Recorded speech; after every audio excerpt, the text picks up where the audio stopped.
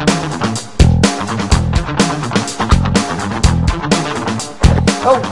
Rick Haaland here for eFlexonics and Habits for Small Business, and what we're going to do today is I have a big, in my broadcast studio, I have this long wall, and I don't know what to do with it. I wanted to put a whiteboard on it, and I thought about, could we put stainless steel panels up there to make it look really nice and interesting and different?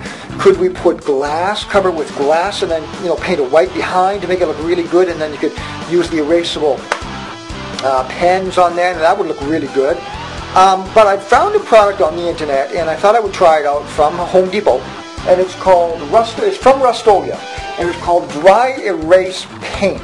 Now what this does is, apparently, it will take any wall, as long as you prepare it properly, and turn it into a whiteboard. So I have this big, huge wall. It's got to be, I bet you it's 8 feet tall by probably 14, 15 feet long, that I want to turn the whole thing into a whiteboard. So I think this would be an excellent product. So on this product, it says, Rust-Oleum Dry Erase Paint is a smooth, hard finish dryer that creates a unique white writable erasable surface. Once dry, simply use dry erase markers to draw or write messages on, and then erase with a rag. Application is easy, and it has minimal odor, and making it safe to use indoors. You can use it on drywall, masonite, wood, concrete, and metal. Now, each of these kits can do up to a 7 foot by 7 foot. Now that's maximum, right?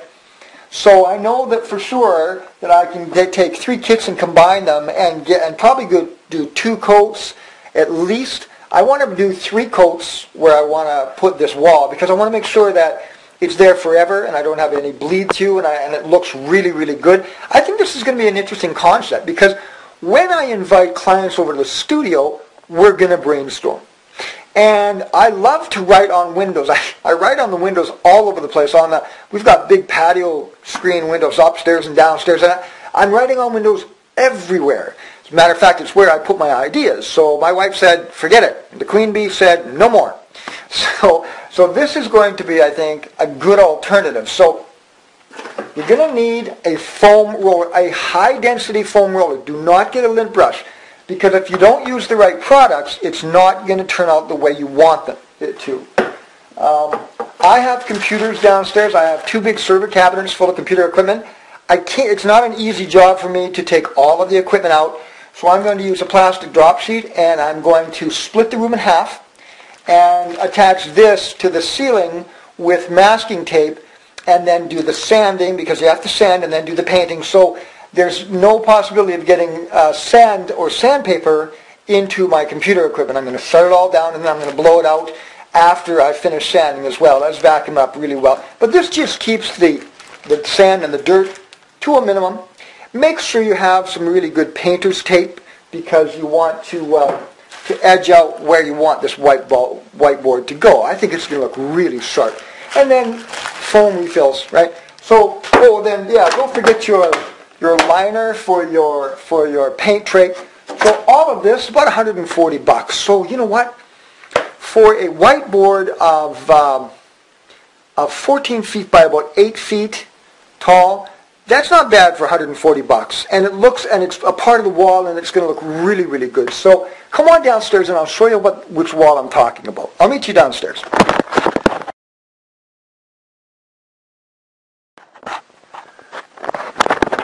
So Rick for eFlexonics and Habits for Small Business. Listen to the bounce of this room when you're outside of the foam of the studio, and listen to the bounce of this room as I enter into the studio, and it will give you a correct, listen to that. Isn't that a huge difference in noise bounce? It's because now we're surrounded with acoustical foam, professional acoustical foam. So when you go out there, it's quite bouncy. But from here, where I do my broadcasts, it's nice and controlled, and it doesn't bounce a lot, hardly at all. So this is the wall that I'm talking about. See that TV monitor there? Well, there's an indentation here. There's a little bit of a post that juts out about an inch.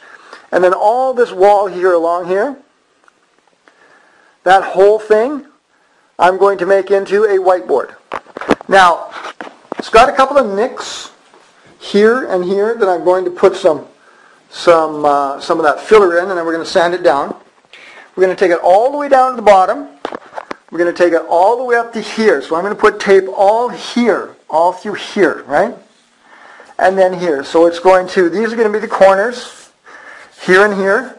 And the whole thing, right to the cabinet, will become whiteboard.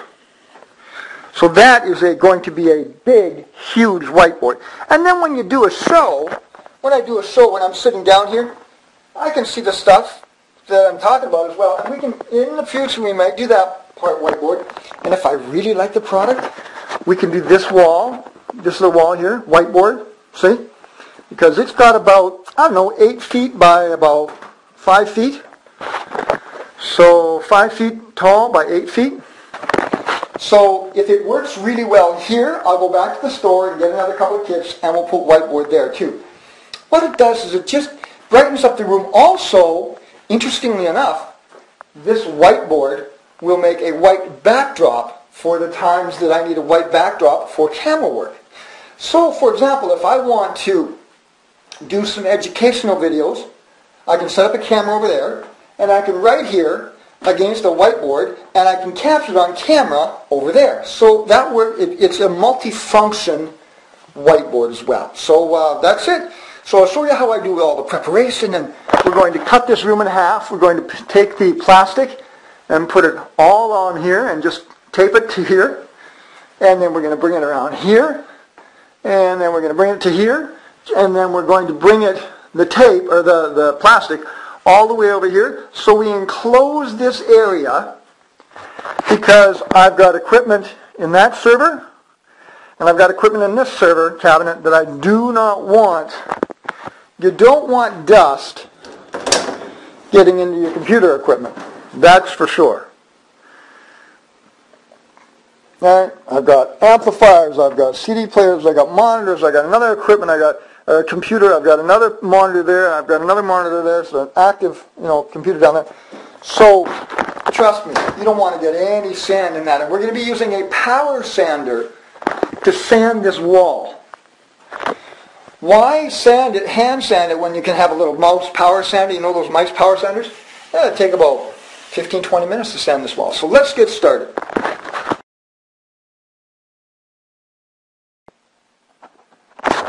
Alright, so we've taken some drywall compound, dust control drywall compound from Cinco, and we've touched up all the areas that we're looking, that had little holes and inconsistencies in them, right?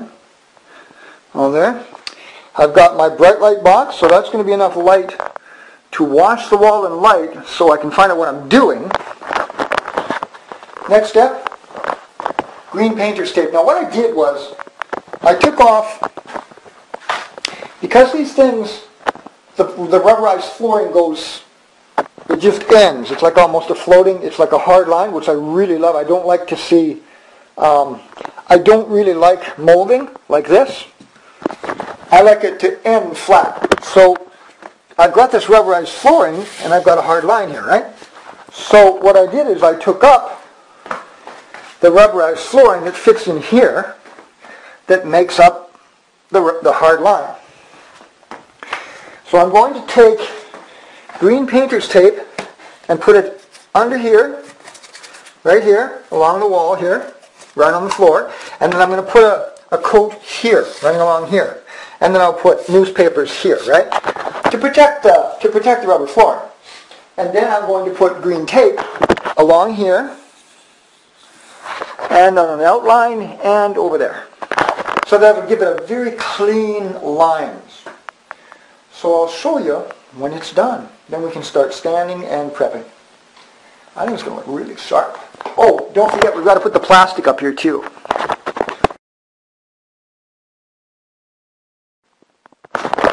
Okay, so what have we done so far? We've taped, ran tape along the floor, and then we've used newspaper all along. It's a good use for your local newspaper. Oh, did I just say that?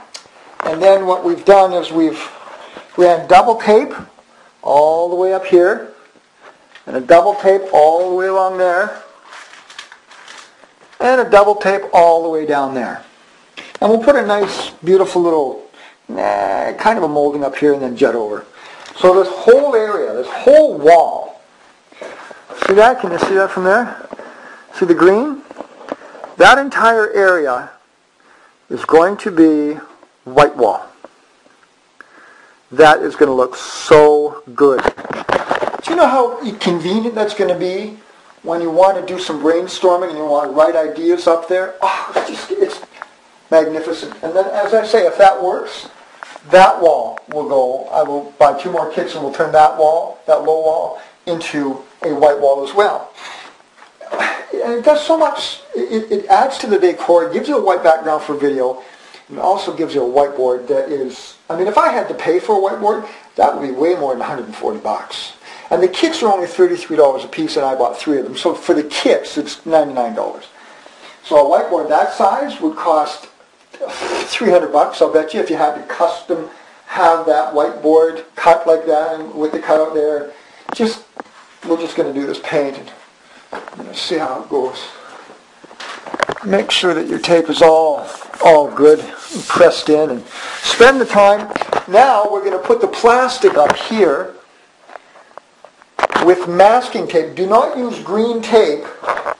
Do not use painter's tape to hold plastic on the ceiling because it won't work.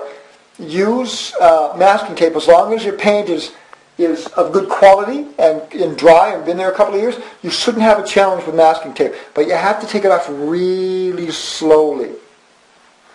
So we will give you another shot when the plastic is up, and then we shall start prepping the area. Now when I use the sander, the electric sander, I'm also going to bring the shop vac down here and hold it right next to the sander to capture any dust. We are, of course, going to cover, we're going to take down the computers, shut them down. We're going to cover these, so might as well cut some plastic off and then cover both machines with a tarp or something, or I've got a big painter's cloth that we work. And then we'll do plastic all the way down here. Dust control is very, very important in this kind of environment. But when it's all done, it's going to look really good.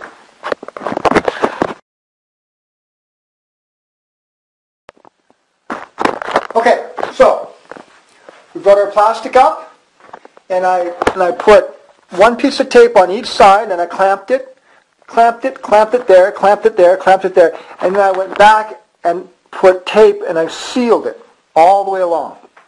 So it goes all the way around, and then it goes into a corner and it doubles back. I have covered this server. I've moved the equipment out of the server. I've put a sheet over here so that will hopefully protect the foam, the acoustic foam. And I've covered that server with a shower curtain, and I've covered the monitor, my microphones, with another cover. So with this setup, with all this plastic going on, and I'll go around the corner, and I'll have a shop vac. See, the plastic carries on here, and then it goes in here, and then it doubles back. So it's kind of a double thing. You can open the door now and get in. So with this double system and I'm going to have the vacuum going at the same time as I'm doing the sanding, we should be okay. We should be able to keep the dust down to a minimum because I'm going to be holding the shop vac hose right up to the sander when I sand. So there shouldn't be hardly any dust going through. You ready? Let's go. So here's what it looks like from here.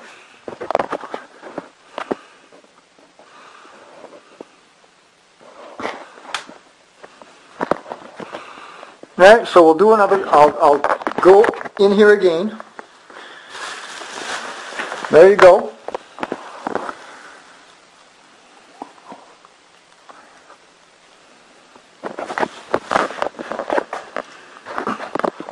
And I'll give you from this side. Right? But that's going to look really good. So we're going to use this kind of sander, Black & Decker mouse, and then we're going to also use sanding blocks to get into the corners. All right, let's go. Let's do it.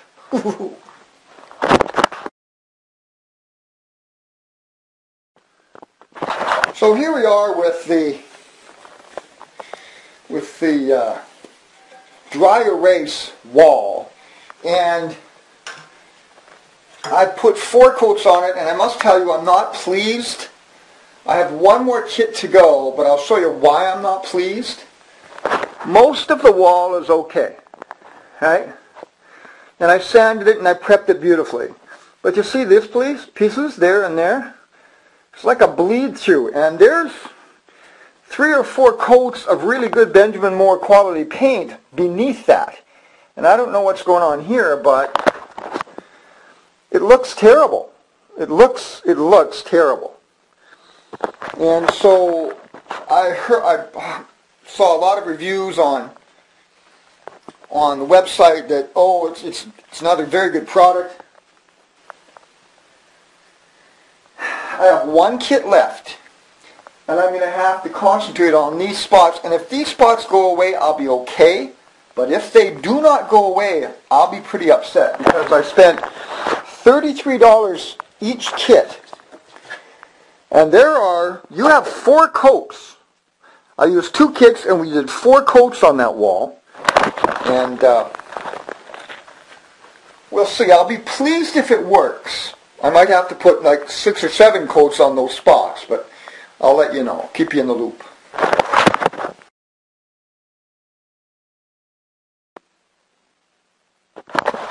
Okay, everyone. So you wanted to take a look at the whiteboard wall. Here it is. I'll back up. There you go. That entire wall, about 10 feet that way and 8 feet high. Well, yeah, about 7 or 8 feet high. The whole thing is a whiteboard now. And I've cleaned up the studio. I'll go in the corner here. And then here's a water cooler. And a monitor on top. And this water cooler houses a computer.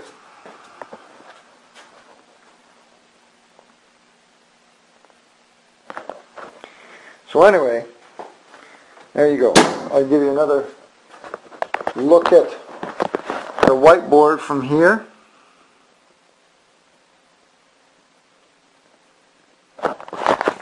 So am I pleased with the whiteboard? Absolutely. You have to put on many, many coats of this whiteboard paint.